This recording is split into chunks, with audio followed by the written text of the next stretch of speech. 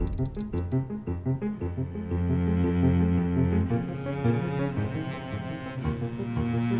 lot of people talk about Maggiora being one of those tracks, those iconic racetracks, and they're right. Maggiora is a very iconic, old-school Italian race circuit. It's got so much history to it, but visually to look at, it's got those huge hillsides, and just looking up, watching the racing there is so spectacular. So far, the weather's been playing ball, although Saturday looks like it could be the wettest day, and if the weather forecast is true,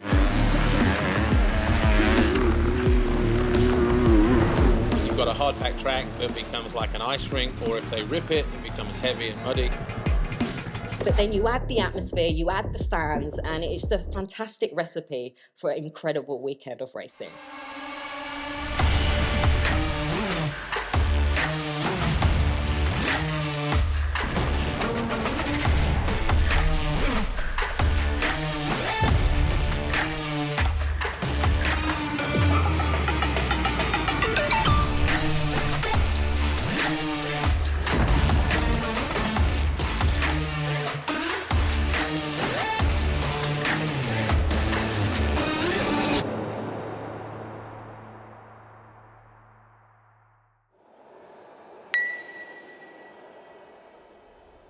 I have two daughters. Skylar is 4.5 years old, and Alaska is turning 2 in August. Yeah, but it's like when I'm training and racing, it's my rest day.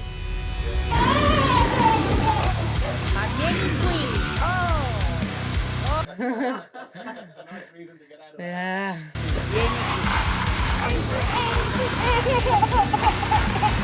But with one, it was way more easier. Like if you didn't even have a kid. But two, and especially Skylar now is getting very strong, like discussing for everything. Even I was back at the track for lunch, and she was fighting with my mom, and then I said, listen, there is the dad, you are the grandma, grandfather, say whatever you want. Don't ask me to even listen what is going on now, because I do this every day at home.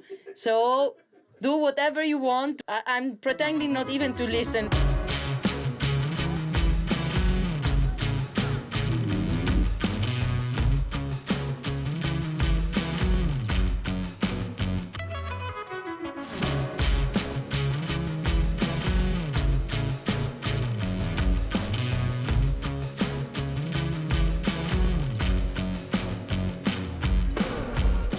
Kiara Fontanesi, she's a 6-time world champion. She's been riding competitively in the sport at a high level for many, many years. And throughout the years, we've actually seen Kiara grow from a girl into a woman. Her situation now is totally different to what it was when she picked up her first world title back in 2012. She has shared responsibilities now. She's a mum. She has 2 girls. So it's now down to Kiara to really manage her situation. And I think looking at her results this year, she hasn't been, I guess, hugely explosive, but you can understand why. Well, until now, the championship hasn't really gone the way I wanted. Basically, I was training a lot, but I never really had the time to rest. And I arrived to the first round that I was completely burned out. So we kind of reset the plan back at home, and I could leave my daughters a little bit more to my husband or my parents, so that I could also take time to rest, which is something that it sounds crazy to say, but it's the thing that I'm missing at the moment. You look at the other girls, you look at the Lottas, you look at the Daniellas, the Courtneys, the Lynns, and they have this tunnel vision for that world title. That's their main focus, that's all they want. But with Kiara, she now has to split her time, she has to split her commitment, she has to split her focus, and it's a lot more difficult for her to manage. Even I'm struggling a bit with I'm thinking too much, so I need to put more of what I'm able to do on the track and stop thinking too much and just try to give my best, because I've been out of the races for a long time, like coming back from pregnancy, then again stop, and this is definitely didn't help to build a consistent result. So I'm building back it race by races, and I know I have the speed. I just have to put all the pieces together. The Fly Racing 15-second board is up then for the final time this weekend for WMX, and of course this one is going to decide the overall podium. Wherever you finish is where you will finish in the overall classification for the Grand Prix as well. The heads are down, the revs are up. Who will get that good jump over on the right-hand side? Duncan Van Drunen gets squeezed coming out of the gate there, but it looked like Daniela Guillen, and Courtney Duncan goes down. She just hit the brakes and has no control, and she's down at the first turn again. Fontanesi, I think, is just there next, and she looked like she just ran into a little bit of trouble. We'll get the first split at the top of the hill any moment now, but look how steppy it is at the top of the hill there, and you can see how greasy it is as well. So even though the sun is out, it's still very, very tricky. There are first 5, 6 curve pretty compact in the front, so you need to take a good start and try to avoid mistake as much as possible, because the level for sure has grown, and make a mistake, you're not ending second. 3 or 4 corners away from the finish line, so just a muddy nightmare for the Kiwi girl. But look at these two here, first Kiara and is second. sending it, so she really wants it. And as you said, you see the rider in front of you. Oh! And she goes down. Faults the front end. Fontanesi, that is a let-off for Volk.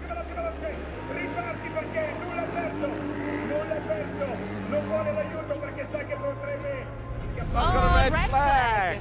So Red riders, flag bikes again. and bodies parked, but we have gone the distance today. Yes. And Lynn Volk is then going to win the MXGP of Italy. Fontanesi is going to be second. Daniela Guillen third. They have for sure zero fear or zero thing to think about when they are trying to risk or push the limit forward compared to me, myself. Like, I'm not the same as I was when I was younger and when I was not a mother. Chiara Fontanesi, MXoN Racing, second overall. She visits the podium with her 2 children.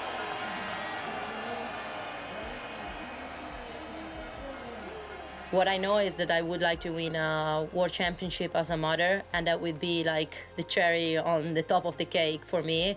But if this is not gonna happen, for sure I will be anyway so much happy of what I've been doing until now.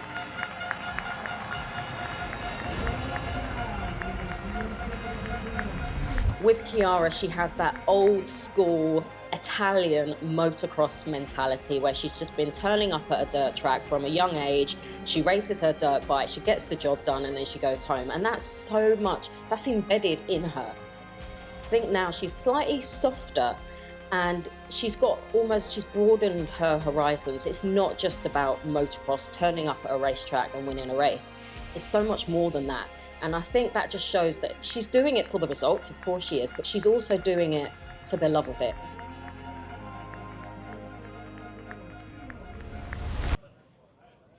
Oh, Karssemakers.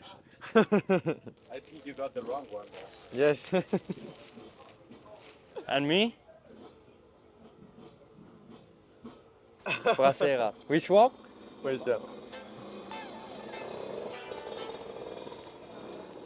We can do the track looking on the shirt before we go out. Nice. And with the bike is... Hopefully it stays dry. Yes. Well, it's nice. Really nice. Very good. My second year in the World Championship, this year with Fantic Factory Racing Team. No, está muy guapo. For the moment, it's been a little bit difficult. I had a big injury in the winter. 2 months before Argentina, I broke the vertebrae D9, D11. Now this part of the season, we was a little bit of struggle, but now we are getting back. Just we need to make everything together to make it happen. Looks good. Yeah, perfect. I'm really looking forward actually to this one because like I think 2 years ago I had quite a good weekend here. I took one time the whole shot and one time almost. I did some really good riding. I was I think for 15 or 20 minutes in the top 5. But then I make one small stupid mistake, but no, the riding was very good here and I like also the track very much, so yeah, I'm really looking forward. Especially you have the swimming pool at the top at the restaurant, that's also nice and yeah, it's just a very nice place to be. What's your favourite part of the track? No, not the swimming pool, but... Maybe, Kai, you have one better Google that looks better than this? You have one in the apartment. It's broke, no? No, that one not. You can take it. No, man. We do... It's in the toilet, there, from your last training. Me and David are good, very good together. It's the wrong one. So wrong one. Now this year is my teammate and yeah, we talk about everything. We are really friendly. You remember? On the races we have a lot of fun together, even when we are battling each other sometimes. But no, it's very nice to have like a good teammate and a hard worker. Yeah, I'm really happy with him like teammate.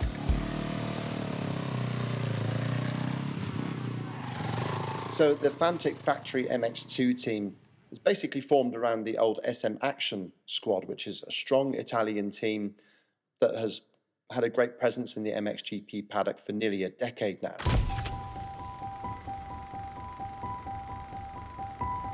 Formed by Emanuele Giovanelli, and SM stands for Supermoto because Emanuele was a World Championship Supermoto rider at the time of forming the team. So he's transitioned to motocross through passion and hard work with his business partner Matteo Migliori. They built that team up to be a really strong family-run outfit.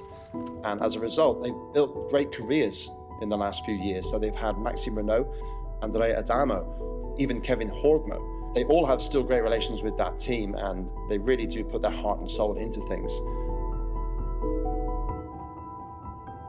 Now they have had massive challenges to overcome in the last 12 months because in June 2023, their founder, Emanuele Giovanelli, had a terrible accident at home. And as a result, he's had to lose his right leg.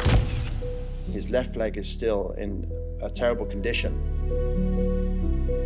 He has not been able to put any effort at all into running the team because he's had massive medical problems to overcome. With that, the team has pulled together, really had to overcome these challenges.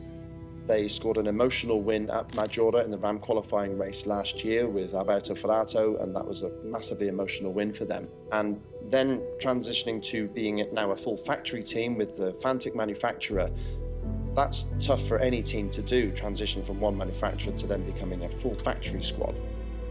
In doing that as well, they've had injuries for their riders, David Braceras and Kai Karssemakers. They've both had injuries to overcome at the start of the year as well, right when they could have been putting in fundamental work for the machinery. So what you're seeing with the Fantic Factory Racing MX2 team is a squad that have really started on the back foot, and every top 10 result for them is like a GP win or a podium. They really want to pull things together. Unfortunately, the weather at Maggiora meant that Emanuele couldn't make it as planned to appear with the team. So sadly, the team didn't have Emanuele there at Maggiora, but they still felt his presence as always and did their level best to put in a great performance.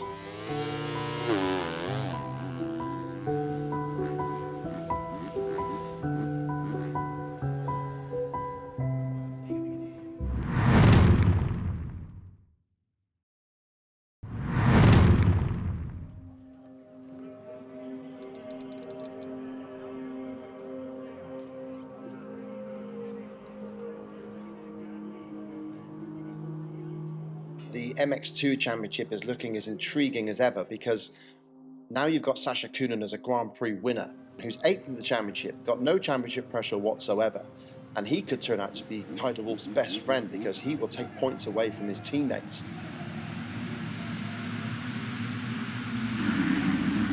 Good jumps from the inside, Langenfelder nice and clean, but once again the 19 of Sacha Coenen. Can he hold it together? A couple of riders, 3-4 riders going down. And then other riders going crash tracking. Now, the Husqvarna riders have been making mistakes recently, so maybe the championship pressure is getting to them a bit. And look at that. De Wolf is down, your championship leader. is down in the first turn. He has got a lot of work to do. And is that Lucas Coenen there to the outside as well? In turn 2, both of Nastan Husqvarna's may be right at the back through the first couple of corners. So if they continue to make mistakes and the likes of Everts, Adamo and Langenfelder can move forward, then they really have a chance to make some ground in the championship as we move to the second part of the year.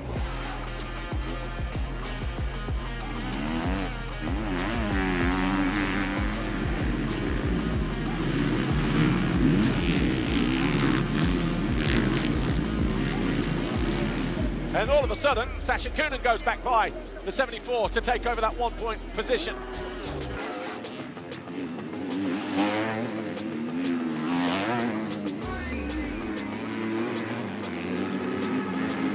Maggiora is a classic old school circuit, proper hard packed, so that will favour the technical riders like Liam Everts and Simon Langenfelder, who certainly are good with the throttle in those sort of conditions.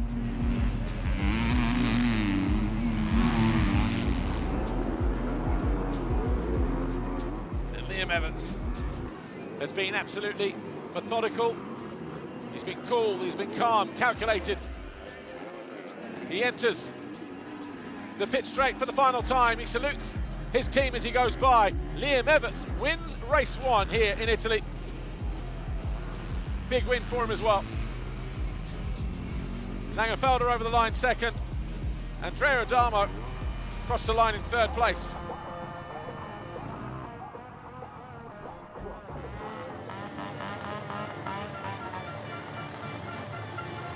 Adamo's going to Maggiora really keen to get on the podium at the very least in front of his home fans and try to rebuild his championship defence.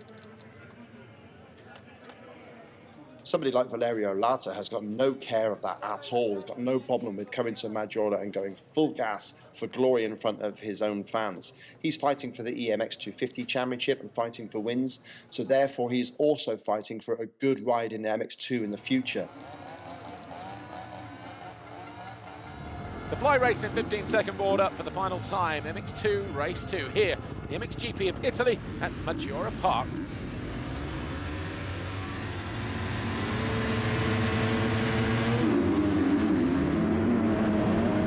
Langenfelder in the yellow boots, but Sacha Coenen's going to lean on him. Good start for Harp, but well, Harp goes wide for the second time this weekend. The two Coenens lead going into turn 2, but Lucas Coenen tries to take over the lead. Younger brother not having any of it, but it's a Sacha Coenen, Lucas Coenen 1-2. Valerio Lata, the lead Italian rider, in third place on the number 53. He's wildcarding this weekend. Then we've got Everts and Langenfelder, those two filtering downhill for the first time. And then Adamo there, just ahead of the Monster Energy Triumph number 11 of Harp.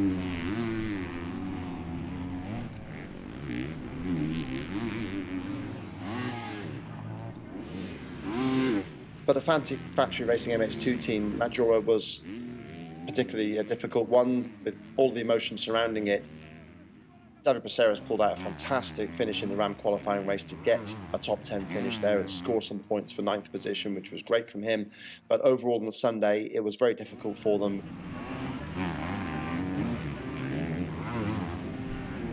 But they will keep on fighting. That team has so much heart and spirit, so they really will continue to fight on in the second half of the year. Their riders are just outside the top 15 in the championship right now. If you watched for them in the standings, you might see that team move forward quite surprisingly through the second half of the season.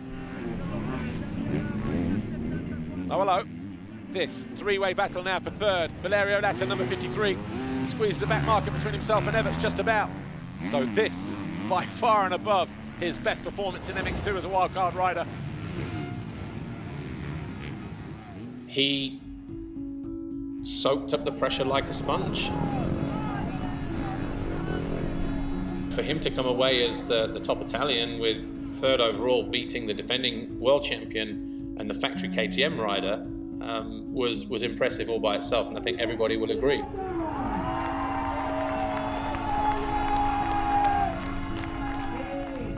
We We saw Liam Everett second overall on the podium. He won the Ram qualifying race, he won the first race, and for him that was a nice moment because it almost redeemed himself. He had bad memories from the year before where he missed out on that title, but now he got that podium spot, so it's good feelings for him. Sacha Coenen, he makes his run towards the finish line. He will win race 2. He wins the MXGP of Italy. Back-to-back wins for the number 19. Lucas Coenen second. Letta hangs on for third. And look at that, a 1-2 in the race again. Big brother slaps kid brother across the back of the head there just to say congratulations. Sacha Coenen on the top step, you know, again, back-to-back Grand Prix victories. He's there to make his mark, to gain confidence, and I think getting that second overall victory, he's definitely doing that. Belgium seem to be back on the world stage because they've won the last 7 Grand Prix in a row. So Belgium very much in the forefront of World Championship Motocross again.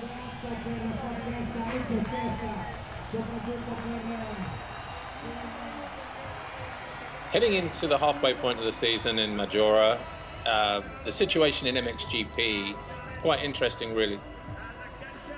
You've got Jeffrey Hurlings, who's still trying to find his way onto the back end of Jorge Prado and Tim Gajser. Tim's leading the championship, but the interesting thing here is Jorge Prado has won 11 races from the Sunday race format. Tim has only won 3, yet it's Gajser who's leading the championship by, 3-4 points coming into Maggiora. Let's not forget that last year Prado was world champion with 14 race wins from the Sunday program. So he's got almost as many victories as he had at the halfway point, and at the same time he's not leading the championship. So some of that is because there was no Tim Gajser last year, maybe. Jeffrey Hurlings was up and down and on and off injured, and there was nobody really else to sort of challenge Prado until we got to the flyaways last year. Of course, that's when Romain Febvre came alive. We get ready to go racing. MXGP Race 1, fly racing, 15-second order here in Maggiora. Prado about 6 or 7 gates over from these two, and there is the number 1. Seawer trying to go with him, and it's very close, but Seawer emerges with the lead coming into turn 2. The first 3 in the championship were really just kind of suss each other out for much of the race, and it looked like it was a case of who's going to react first. Tim was happy sitting there 2, 3, 4 seconds in front of Jorge. Jorge was happy to have Jeffrey behind him, but then Jeffrey kind of started to gain on Jorge. That pushed him towards the back of Tim. Could he respond? Yes, he could. So then once he responded, it was down to Jorge to see if he could go again. And so we really had this kind of shifting of riders and positions, not their top 3 position, but that real cat and mouse situation. Tim Gajser out of the final turn will take victory in race number 1. What a race that was. Gajser, Prado, Hurlings separated by 2.3 seconds after 17 laps of racing. I don't think I've seen anything quite as dramatic as we saw at the start of MXGP Race 2. It literally was a wrecking ball. There's your title.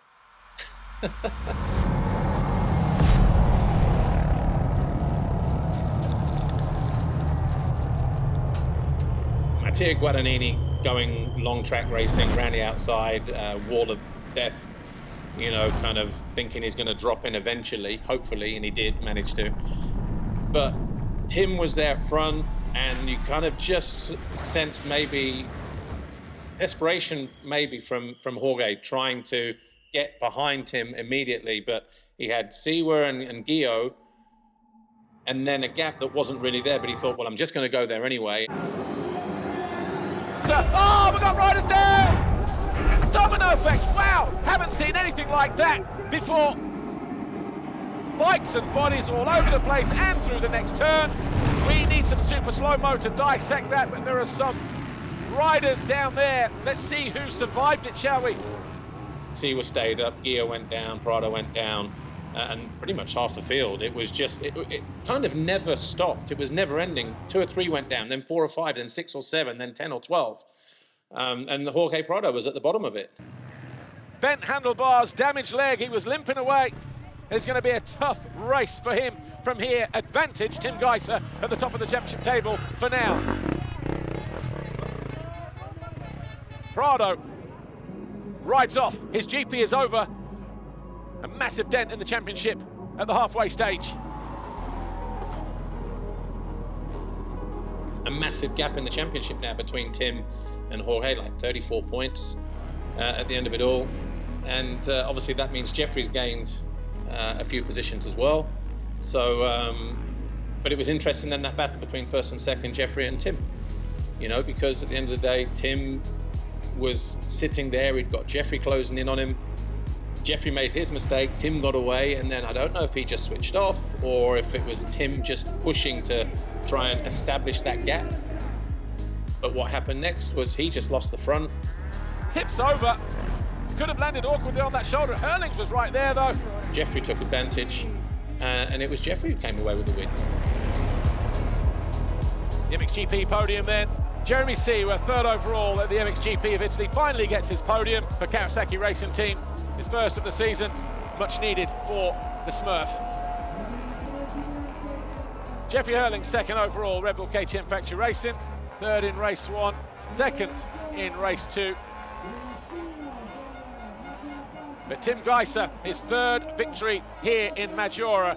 For Team HRC, Antonio Alia Portela, the FIM-CMS director, handing the championship leader's red plate to Tim Gajser. He arrived with it in red, he leaves with it in red. He will show up in Indonesia with a 34-point advantage over Jorge Prado.